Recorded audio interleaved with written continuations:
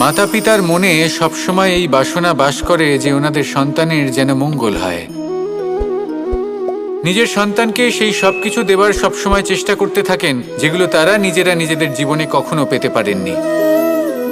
এবং এই প্রক্রিয়ায় সবথেকে গুরুত্বপূর্ণ বিষয়টি ভুলে যান, নিজের সন্তানকে সেই জিনিস দেওয়া যেটা উনি সবথেকে আগে পেয়েছেন।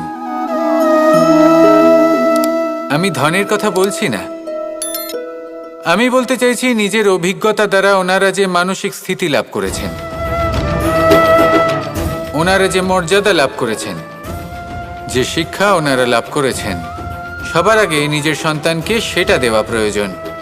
সেটা যদি নিজের সন্তানকে দিতে পারেন, তাহলে এই সন্তান জীবনে তার পথে এগোতেও পারবে, ধন অর্জনও করতে পারবে এবং শক্তিশালী অনুভবও করতে পারবে। সেই জন্য সন্তানকে সবার আগে সেটা দান করুন যেটা সব থেকে বেশি মূল্যবান। সেটা দিন যেটা আপনি সবার আগে লাভ করেছেন। আসুন আমার সাথে ভালোবেসে বলুন, রাধা রাধা। রামধনু আমাদের সকলের প্রিয়। আকাশে এই 7 রং দেখে মন আনন্দে ভরে ওঠে। কিন্তু এই রামধনু প্রত্যেক দিন বা সবসময় দেখা যায় না, বর্ষার ঋতুতে দেখা যায়। যদি আপনি এই 7টি রং দেখতে চান, এর আনন্দ উপভোগ করতে চান, তাহলে বর্ষাকে সহ্য করতে হবে, সেই তীব্র বায়ু সহ্য করতে হবে যা বর্ষা ঋতুতে প্রবাহিত হয়।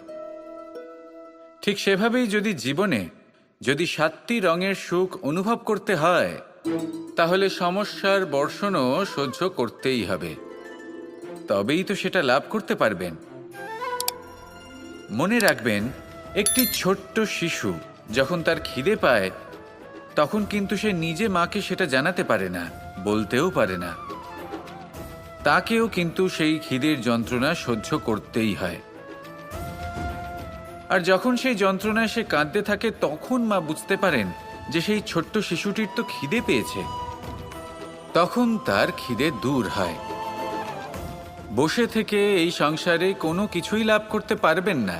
যদি সুখ ভোগ করতে হয়, তাহলে যন্ত্রণাও সহ্য করতে হবে, পরিশ্রমও করতেই হবে।